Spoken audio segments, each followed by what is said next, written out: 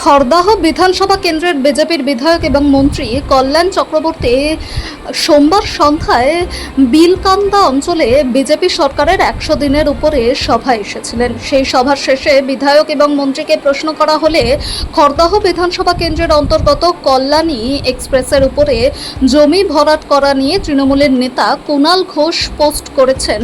সেই প্রশ্ন করতেই মন্ত্রী এবং খড়দাহ বিধানসভা কেন্দ্রের বিধায়ক কল্যাণ চক্রবর্তী প্রশ্ন এড়িয়ে তাড়াহুড়ো করে হেঁটে গাড়িতে উঠে যান।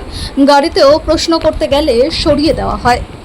তো মনে হয় সারা বিশ্বে গণতান্ত্রিকভাবে নির্বাচিত কোনো সরকার এত অল্প সময়ের মধ্যে প্রাক নির্বাচনী সংকল্পপত্রে ঘোষিত বিভিন্ন জনসাধারণের জন্য যে শর্ত, যে প্রস্তাব তারা দিয়েছেন তা রূপায়ণ করতে পারেন পশ্চিমবঙ্গ সরকারই দেখিয়ে দিয়েছে এত অল্প সময়ের মধ্যে তা করা যায়।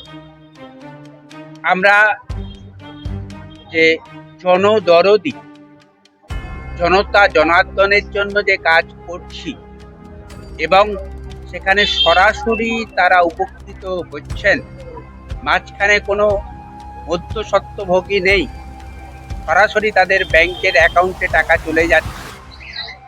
আমরা দেখতে পাচ্ছি যে অন্নপূর্ণা যোজনার মতো যে প্রকল্প, যেখানে এত সংখ্যক এক বিপুল সংখ্যক মাতৃশক্তির ব্যাংক অ্যাকাউন্টে সরাসরি 3000 টাকা পৌঁছে যাচ্ছে নারীর ক্ষমতায়নের জন্য, পারিবারিক মঙ্গলের জন্য, পারিবারিক সমৃদ্ধির জন্য, যেখানে নারী শক্তির একটি বিশেষ ভূমিকা থাকার দরকার।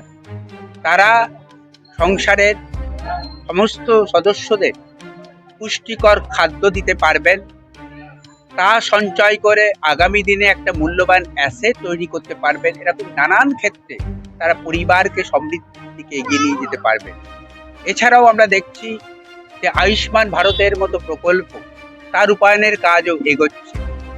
আগামী দিনে যা যা প্রতিশ্রুতি আমরা দিয়েছি, সব কটা প্রতিশ্রুতি আমরা অক্ষরে অক্ষরে পালন করব। আমরা চাই যে আপনারা যারা মাস মিডিয়াতে রয়েছেন, সোশ্যাল মিডিয়াতে রয়েছেন, এই সরকারের সদর্থক কার্যকলাপগুলো জনসাধারণের মধ্যে পৌঁছে দিন।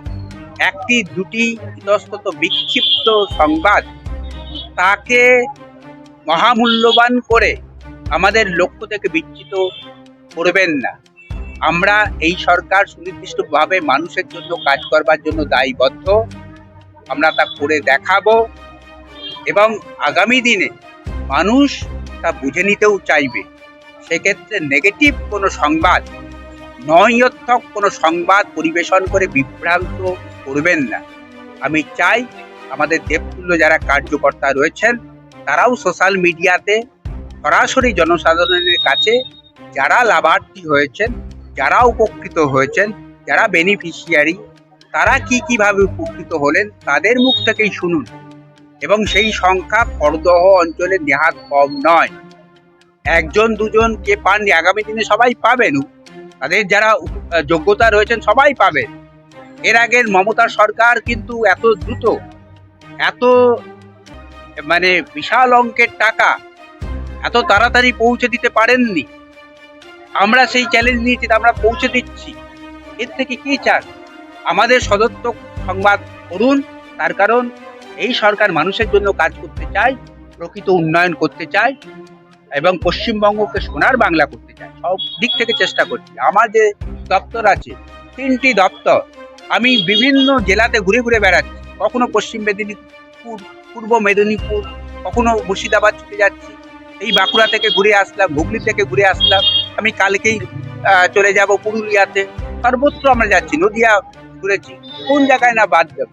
আমরা বসে নেই, কিন্তু এই ধরনের সংবাদ কিন্তু মানুষের কাছে পৌঁছচ্ছে না। আগামী দিনে মানুষ এটাও বুঝে নেবে, তারা যাতে যথার্থ সংবাদ তারা যাতে পেতে পারে।